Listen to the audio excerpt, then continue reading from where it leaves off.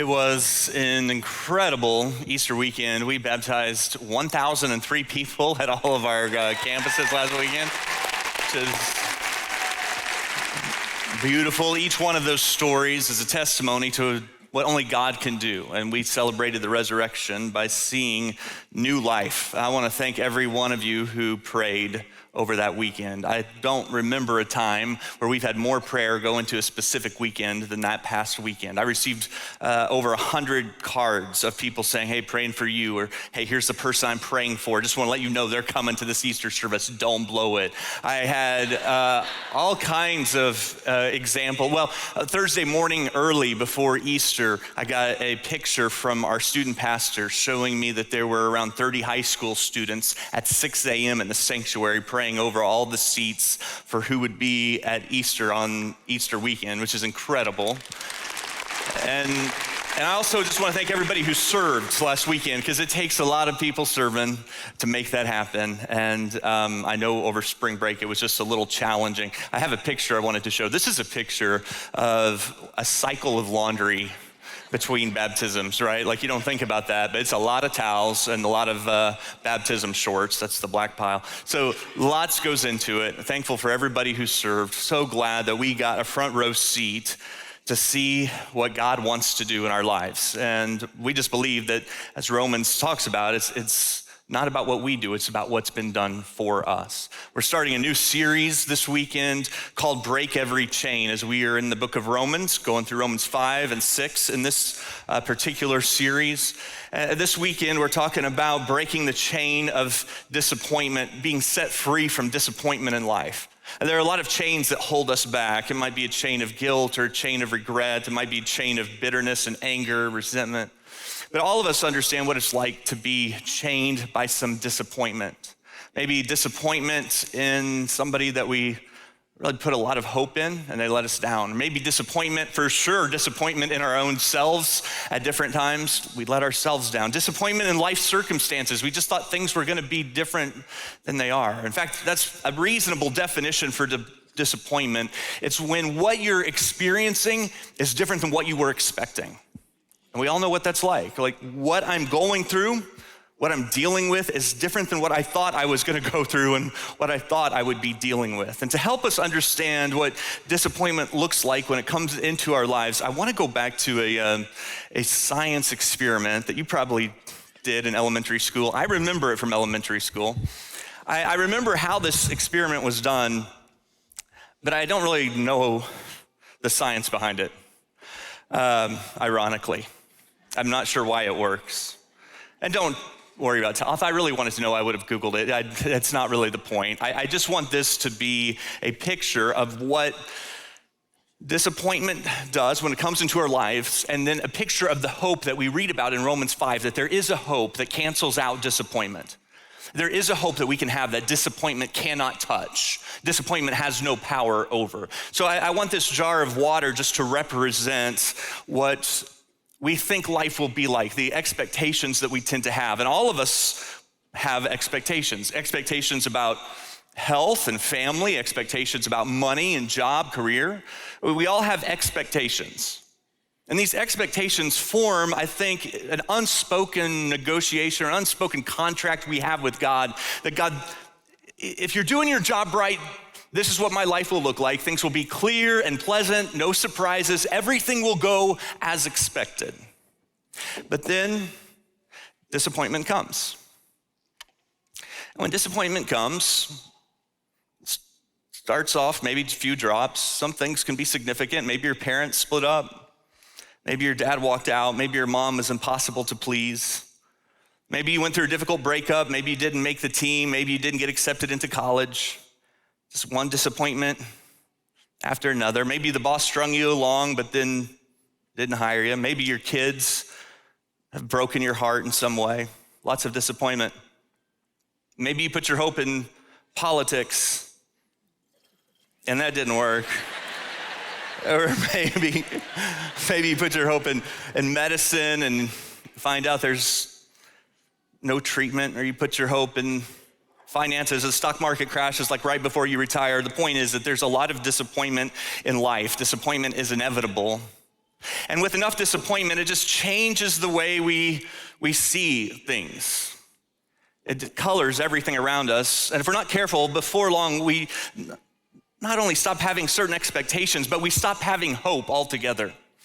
And we start living with this constant sense of disappointment and hopelessness. And on one hand, look, the Bible is pretty clear that disappointment is inevitable. John 14, Jesus is talking to his closest followers, and he says, I'm gonna tell you the truth. In this world, you will have trouble. You might have, you will have. You're gonna have trouble. And that word trouble in John 14 is not a light trouble, but it is significant suffering. It's trials, challenges that will feel overwhelming to you. In this world, you're not gonna be exempt from that because you're a follower of Jesus. You can expect things to be difficult and hard. We live in a broken world. Jesus said that's the reality of it, but in the midst of the brokenness, in the midst of the sorrow, we also have a hope. Romans 5 is gonna tell us, a hope that doesn't disappoint.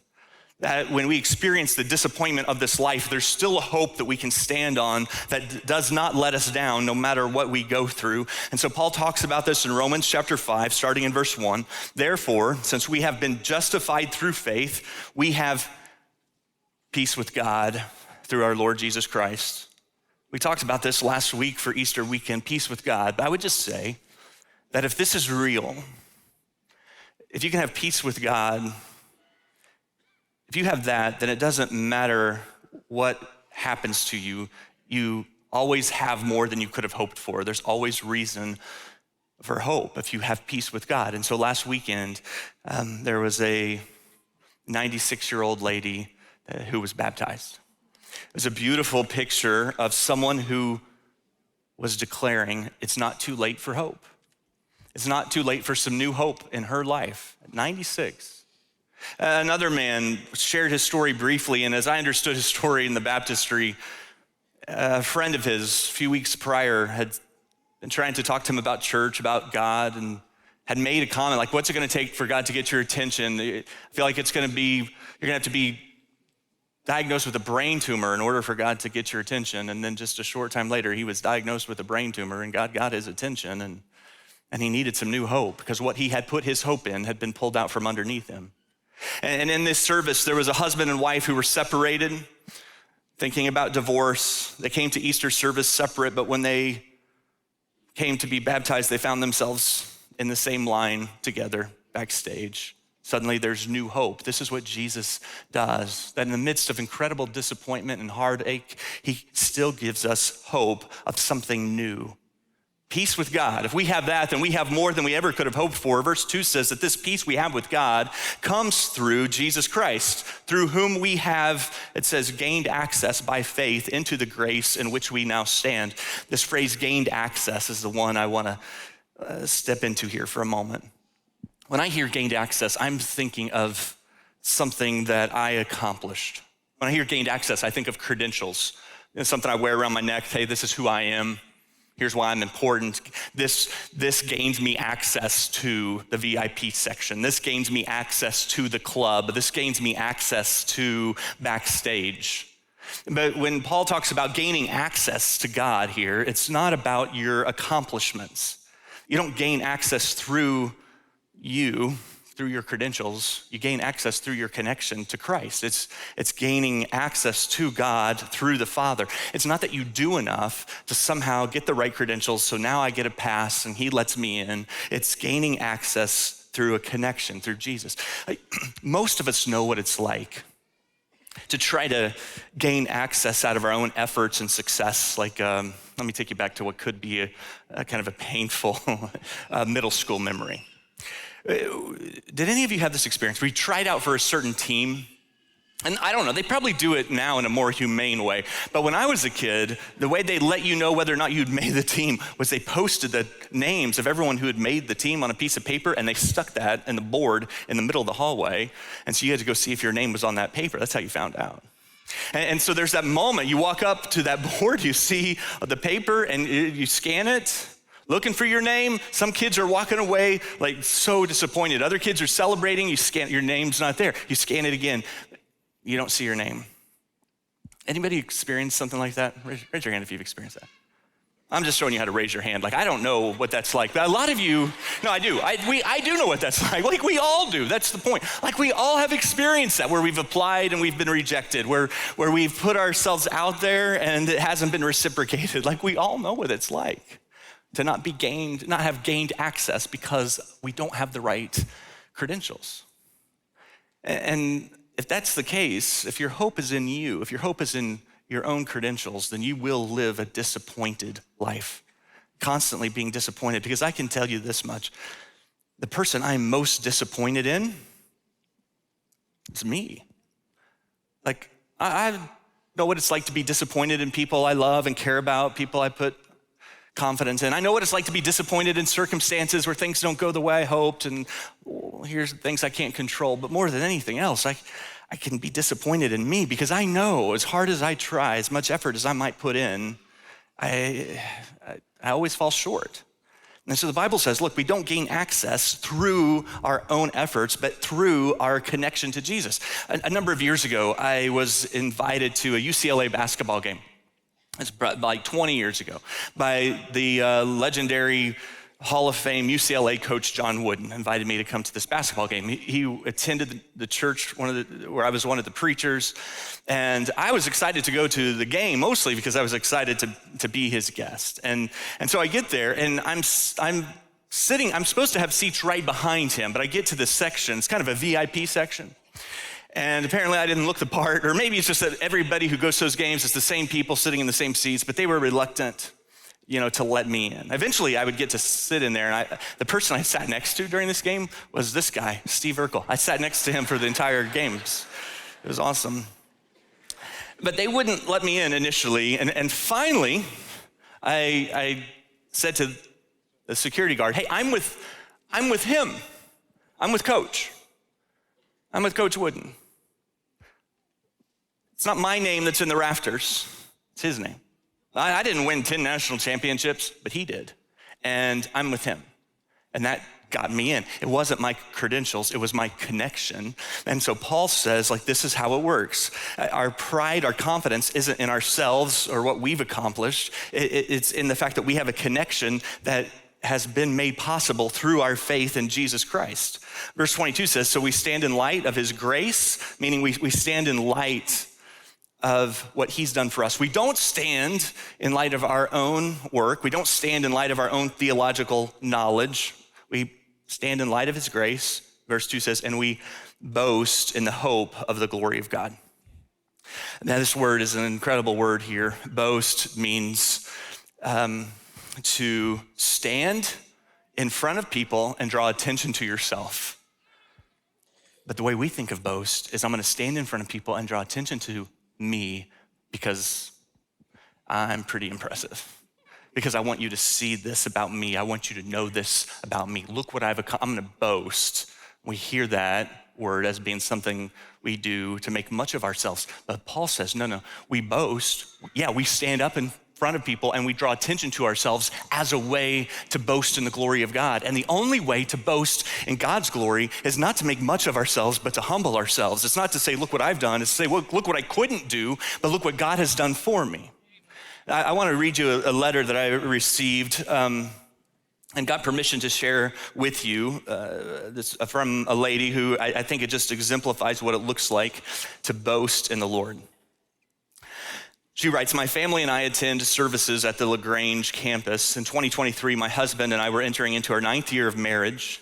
He had been struggling with a years-long unhealthy relationship with pornography. I had come clean about an adulterous relationship from the past. We had talks of ending our marriage, but just kept existing together 6 months later because we wanted to stay together for our son, who we miraculously had after 7 years of trying. Intimacy, both physical and emotional, was non-existent in our marriage, and resentment was flourishing, and Satan was winning. And then she says 2 words, but God.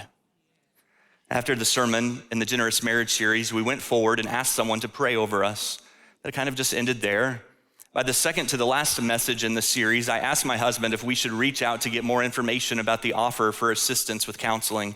We agreed it was a good idea to at least get more info about it, and we eventually got placed with a counselor. I can't begin to tell you how transformational this has been for our marriage and our family. We went through the process of fully disclosing the ugly details of our unfaithfulness and made a plan to rebuild trust.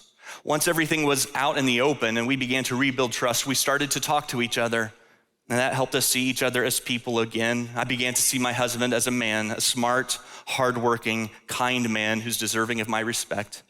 Vulnerability began making an appearance in our relationship as I was respecting him and he was loving me. And somewhere in the middle of all that, Carl had this series about finding your crew. And so we decided to go out of our comfort zone and join a home group.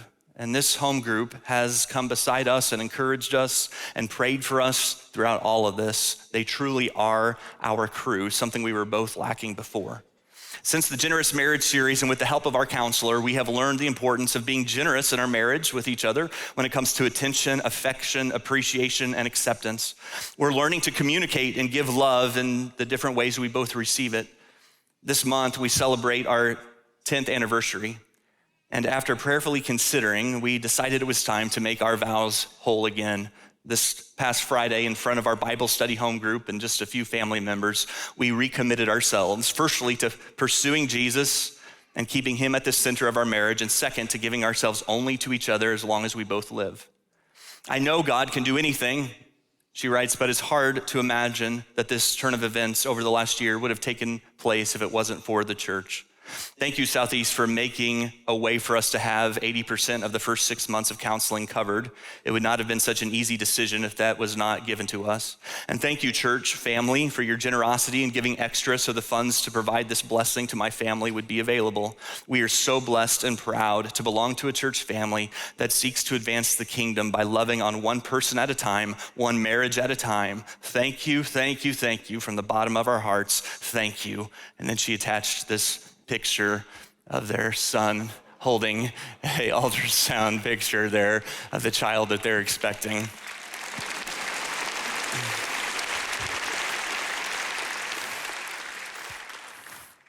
That is what it looks like to boast in the Lord. She's drawing attention to herself, not to make herself look good, but to make God look good. A few weeks ago when I was getting permission to use the story with you, I said, can I use your story? She said, yes. I said, is it okay with you and your husband if I read the email? She said, yes. Is there anything you want me to leave out? No. We want people to know what God has done for us and what he can do for them. Boasting in the Lord. When we do that, shame and disappointment gets replaced with grace and hope. But you can't boast in the Lord. You can't make much of him without humbling yourself. You can't make much of him and much of yourself at the same time. That's not how it works. He doesn't share the spotlight. And so we draw attention to what God has done, what we couldn't do on our own. Verse 3 says that because of Jesus, we also have hope in the midst of suffering. Even when life is really hard, doesn't say life isn't hard, doesn't say suffering is an exception. It says in the midst of it, we still have hope. Verse 3 says, not only so, but we also glory in our sufferings, because we know that suffering produces perseverance, and perseverance produces character, and character produces hope. And so Paul is writing to believers in Rome who are already experiencing some pretty difficult suffering, right? Like Nero is emperor, things are hard, but they're about ready to get harder. Nero's gonna burn the city and blame the Christians, and there will be brutal and ruthless torture of believers. And Paul says to them, hey, in the midst of suffering, we can still glory in it because of the hope we have. Or the word there could be rejoice. Because of the hope we have, we can rejoice in suffering. There is a hope that is not lost when suffering comes. There is a certain kind of hope that suffering cannot touch. It doesn't mean that things won't be hard and difficult, but it means that in the midst of it, we can still have hope. In a sense, you don't really know what you've put your hope in until suffering comes. Jesus talked about this in Matthew 7. If you remember the parable of the wise and the foolish builder, right? Where one person builds their house on the sand, the other on the rock, and then the storm comes. The storm is the suffering. The storm is the disappointments in life. When the storm comes, then suddenly the foundation is revealed. Until the storm came, you didn't know. But when the storm comes, when disappointments show up, you know. What have I put my hope in? What have I built my house on? Is it on the rock or is it on the sand? And Paul says, and we know that suffering, it produces something. Like one of the reasons we can have hope in the midst of suffering is not just because of the promise of what will happen, but because of what is happening in the midst of the suffering. That God is accomplishing something in the suffering. He doesn't waste our disappointments. We know that suffering produces perseverance, perseverance, character, character produces more hope.